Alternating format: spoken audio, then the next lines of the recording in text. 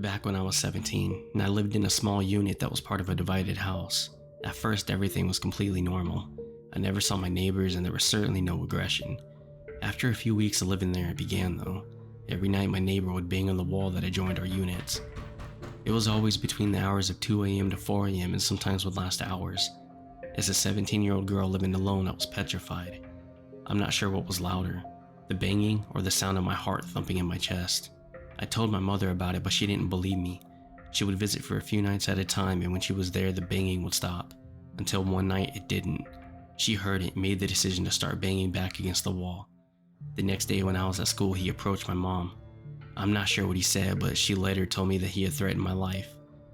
Over the next few weeks, I was couch surfing, only going back to my unit to get the stuff that I needed, and each time I was there, the door had been broken in, a total of 8 times. Before we managed to break the lease, he broke in. He never stole anything. We reported it, and the police concluded that he was the person breaking in and was simply smoking in the corner of my living room.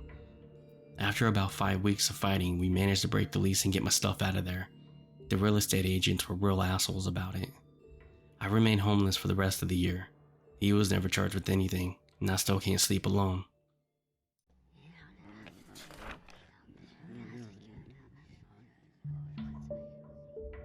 I was living in a flat share on the outskirts of a city which is known for generally being very safe. A key is needed to enter the main building, but often the door isn't shut properly and so doesn't lock. Not really a cause for concern for anyone in the building, as it's a very trusting neighborhood.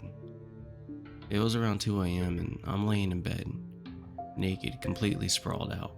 Someone opens my door and enters. I figured it's one of my flatmates going to the balcony. You have to walk through my room to access it, so it's completely normal that someone might come in at this time.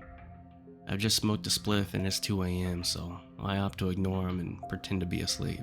I can feel him standing there for like 2 minutes. I think maybe he's waiting for his girlfriend to join him, and maybe he stood there just checking his phone. No big deal. He goes onto the balcony, takes about 2 or 3 minutes, so I figure it's definitely him. He's smoking a cigarette. He comes back in and goes back to standing in total silence, but I'm half asleep and don't really think anything of it. The next morning, my flatmate tells me that someone broke in. Well, sauntered in, I suppose. Came into my room, went into the room of my flatmate and rummaged through his things. Went into the kitchen, and upon seeing my flatmate wake up and come to see what's going on, quickly exited the building. The only thing he stole was my pair of Marshall headphones. We were all very confused as to why they only stole my headphones, as opposed to the money left on the table or my flatmates' multiple cameras, for example. We spoke to our neighbors, of which there are around 15 in the building, and none of them had noticed anything out of the ordinary. They hadn't gone into any of the other apartments. We know that most of the neighbors also don't lock their doors at night, so it sounds as if they walked up 3 flights of stairs, ignored the other apartments with the sole intention of coming to ours. And given the stealth, it's unlikely that they were intoxicated and it was just a mistake. Nothing else came of it. The police said they keep an eye out, and I had to buy a new pair of headphones. But it left me thinking about what would have happened if I had opened my eyes and alerted this person standing over me. Would they have hurt me? Would it be a total stranger, or someone that I've already met?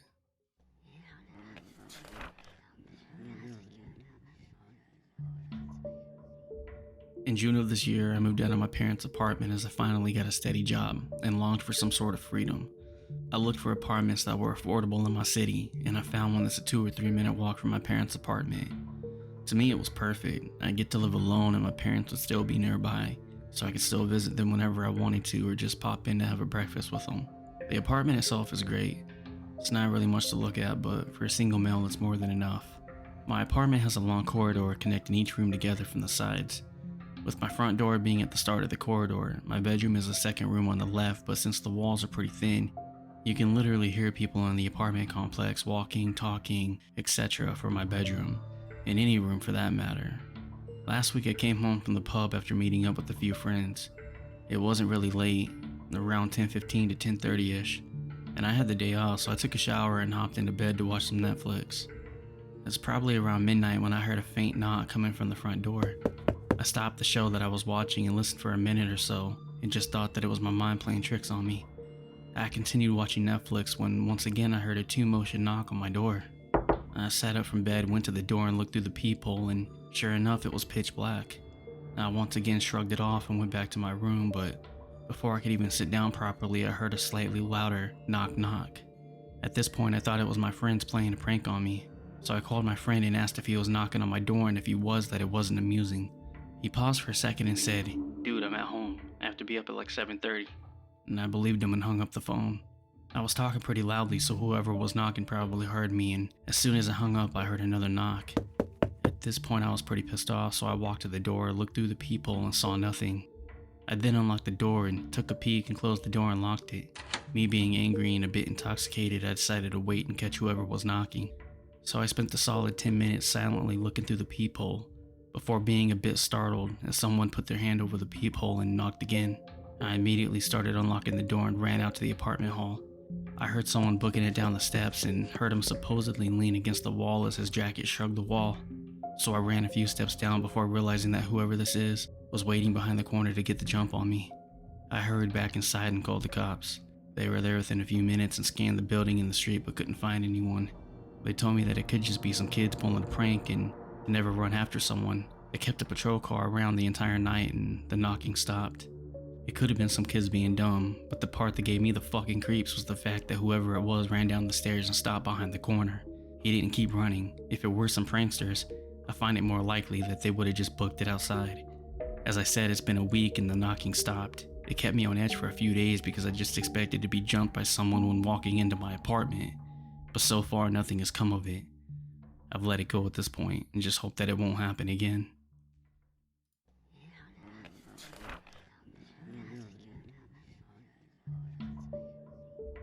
I had a pretty creepy experience with my friends in the woods this past weekend. So for some context, me and my friends like to be in the foresty part of the state and just hang out there. It's more peaceful to us and cooler looking. Anyway, when we go out there, we normally go down this one road that's pretty out of the way from everything else. No houses on it and no street lights, and it stretches for miles with thick woods on either side. This one night it was just me and one of my friends who has never been down this road before, so I decided to show it to him. We start driving down it and we're pretty far into it when I see a reflection of what looks like a license plate of a car. So I'm confused because cars are never on this road, and especially not at night. So I decide to drive past it, and it turns out to be a practically brand new Mustang on the side of the road. I find it strange and turn around and go home. The following weekend comes around and me and my friends who frequent the road go down it, and the Mustang is there again. But this time it's in a different spot with a white towel sticking out of the window. We find it odd and check it out to make sure no one needs help or anything, and on the inside looks new as well. So we brush it off but keep it in the back of our minds. The next day we go back and it's again in a different spot, but still has the white towel sticking out of the window. So this time I take a picture of the plates and try to run them, but notice that it's parked in the only spot on the road where there's no service, which is really weird, so we start driving back towards home to get a connection. I run the plates but nothing comes up. We decide to stake out the car and see if someone comes to get it. So that night rolls around and we're sitting in my friend's car trying to look at this Mustang that's about 100 feet in front of us, when me and my friend decide to get out and go take a look with our flashlights. We walk up to the car and we hear nothing, like no bugs or anything. We decide to walk into this little clearing into the woods and take a look around. As we're standing there screaming hello and we like your Mustang, we start to hear whispers and see movement, and then all of a sudden me and my friend think we hear our friends talking. So we start to run back to the car, and we hear footsteps behind us following us. We get back and they said they weren't talking that loud, and from that far away we wouldn't be able to hear anything. My friend driving decides to drive up to the side of the Mustang to where his lights are shining on the driver's side door, and my one friend jokingly starts the video. And then we check back on the video and you can clearly see a person standing in the woods, and there's another person you can't clearly make out behind a tree. I'll try and post the video, but I know it sounds hard to believe, but it's all true.